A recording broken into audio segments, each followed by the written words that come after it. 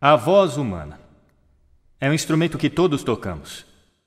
É provavelmente o som mais potente do mundo, é o único que pode começar uma guerra ou dizer eu te amo. E mesmo assim, muitas pessoas passam pela experiência de falar sem ninguém ouvir. E por quê? Como podemos falar poderosamente para fazer diferença no mundo? O que eu gostaria de sugerir é que existem alguns hábitos que precisamos afastar. Eu reuni aqui, para seu prazer, 7 pecados mortais da fala. Não tenho a pretensão de dizer que é uma lista completa, mas esses 7 pecados, eu acho, são grandes hábitos nos quais todos podemos cair. Primeiro, fofoca. Falar mal de alguém que não está presente. Não é um bom hábito e sabemos muito bem que a pessoa que fofoca, 5 minutos depois, estará fofocando sobre nós. Segundo, julgar.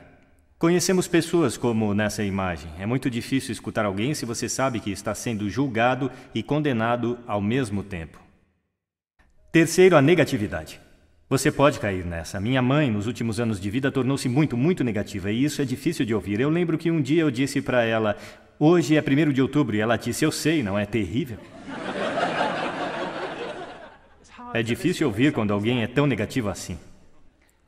E outra forma de negatividade é reclamar. Bom, essa é a arte nacional do Reino Unido. É nosso esporte nacional. Reclamamos sobre o clima, sobre esporte, sobre política, sobre tudo, mas, na verdade, reclamar é um sofrimento viral. Não é espalhar luz do sol e leveza no mundo. Desculpas. Todos nós conhecemos esse cara. Talvez todos nós tenhamos sido esse cara. Algumas pessoas têm um atirador de culpa. Elas jogam a culpa em todo mundo e não se responsabilizam pelos seus atos. É novamente muito difícil ouvir alguém que está agindo dessa forma. Penúltimo, o 6º dos 7 itens. Exagero. Ele prejudica a nossa linguagem às vezes. Por exemplo, se eu vejo alguém que é realmente incrível, do que eu chamo isso? Então, é claro, esse exagero se torna mentira e nós não queremos ouvir pessoas que sabemos que estão mentindo para nós. E, finalmente, o dogmatismo. A confusão de fatos com opiniões. Quando essas duas coisas se confundem, você está ouvindo na direção oposta, alguém está bombardeando você com suas opiniões e como se fossem a verdade. É difícil. Então aqui estão eles, os 7 pecados mortais da fala. São coisas que eu acho que precisamos evitar. Mas há uma forma positiva de pensar sobre isso? Sim, existe. Eu gostaria de sugerir que há 4 bases, fundações, sobre as quais podemos ficar se queremos que o nosso discurso seja poderoso e para fazer a diferença no mundo. Felizmente, essas coisas soletram uma palavra. A palavra é hail, granizo, e ela tem uma grande definição também. E eu não estou falando sobre o material que cai do céu e o acerta na cabeça. Eu estou falando sobre essa definição. Cumprimentar ou aclamar entusiasticamente, que é como as nossas palavras serão recebidas se ficarmos sobre essas 4 bases. Então, o que elas representam? Vejam se conseguem adivinhar. O H. Honestidade, é claro. Ser verdadeiro no que você diz, sendo direto e claro. O A é a autenticidade. Apenas sendo você mesmo. Um amigo meu descreve isso como estar sobre sua própria verdade, que eu acho que é uma bela maneira de colocar. O I é a integridade. Sendo a sua palavra, na verdade, fazer o que você diz e ser alguém que as pessoas podem confiar. E o L é o amor. Eu não quero dizer o amor romântico, mas quero dizer desejar às pessoas o bem. Por 2 razões. Primeiro, acho que a honestidade absoluta não pode ser o que queremos. Meu Deus, você está tão feia esta manhã. Talvez isso não seja necessário.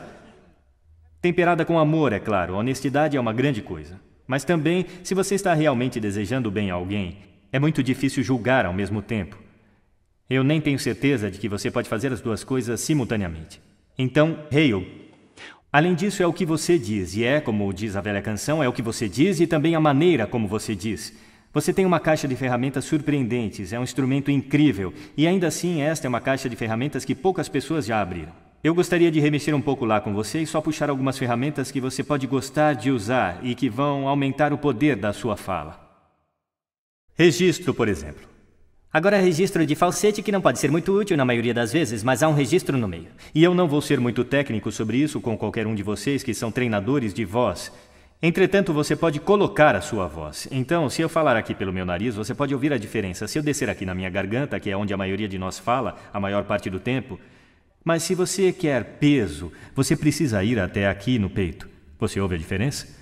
Nós votamos em políticos com vozes mais graves. É verdade?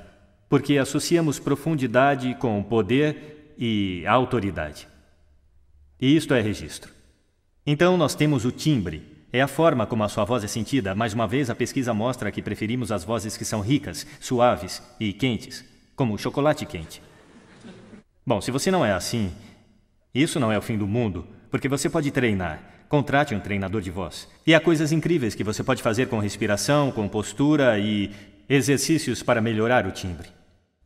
E agora a entonação. Eu amo entonação. Esta é a metalinguagem que usamos para lhes conferir significado. É uma raiz de sentido na conversa. As pessoas que falam tudo em uma nota só são realmente muito difíceis de ouvir se eles não têm entonação alguma. É daí que o mundo monotônico vem, ou monótono, monotom. Também temos entonação repetitiva chegando agora, onde cada frase termina como se fosse uma pergunta, quando na verdade não é uma pergunta, é uma afirmação. E se você repetir essa várias vezes, na verdade restringe a sua capacidade de se comunicar através da entonação, que é uma pena. Então vamos tentar quebrar esse hábito. Ritmo. Eu posso ficar muito animado dizendo algo muito rapidamente, ou eu posso também diminuir até enfatizar. E no final de tudo, é claro, é o nosso velho amigo silêncio. Não há nada de errado com um pouco de silêncio em uma conversa. Não temos que preenchê-lo com uns e ans. Pode ser muito poderoso. Claro, a tonalidade. Muitas vezes vai junto com o ritmo para indicar excitação, mas você pode fazê-lo apenas com a tonalidade. Onde você deixou as chaves? Onde você deixou as chaves? Significados ligeiramente diferentes nessas duas formas. E, finalmente, o volume. Eu posso ficar muito animado usando volume. Desculpe se eu assustei alguém, tudo bem? Ou eu posso fazer vocês realmente prestarem atenção ficando bem quieto. Algumas pessoas irradiam o tempo todo. Tente não fazer assim. É chamado de sodcasting.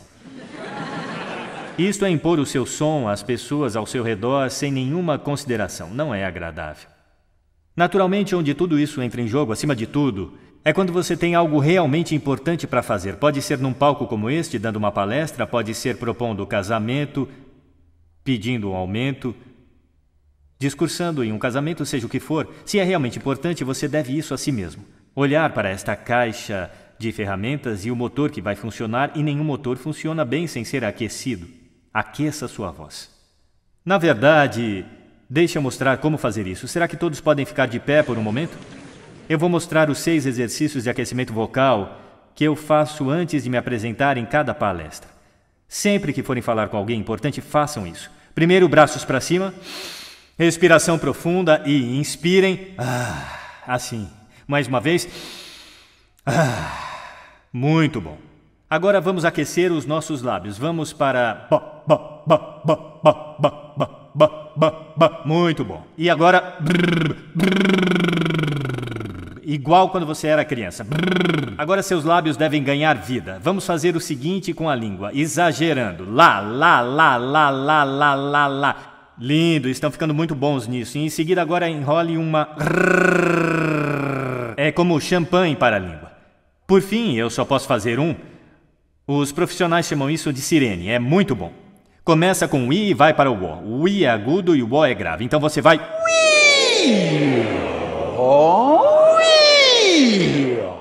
Fantástico. Uma salva de palmas para vocês. Sentem-se, obrigado. Da próxima vez que falarem, façam isso com antecedência. Agora deixe eu colocar isso no contexto para fechar. Esta aqui é uma questão séria. Este é o lugar onde estamos agora, certo? Não falamos bem com pessoas que simplesmente não estão ouvindo num ambiente que tem muito ruído e acústica ruim. Eu falei sobre isso neste palco em diferentes fases. O que seria o mundo caso estivéssemos falando poderosamente para as pessoas que estavam ouvindo conscientemente em ambientes que eram aptos para o propósito? Ou, para fazer isso um pouco maior, o que o mundo seria caso estivéssemos criando e consumindo sons conscientemente e projetando todos os nossos ambientes para o som de forma consciente? Isso seria ótimo. Seria um mundo que soa bonito e aquele em que o entendimento seria a norma. E essa é uma ideia que merece ser espalhada. Obrigado. Obrigado.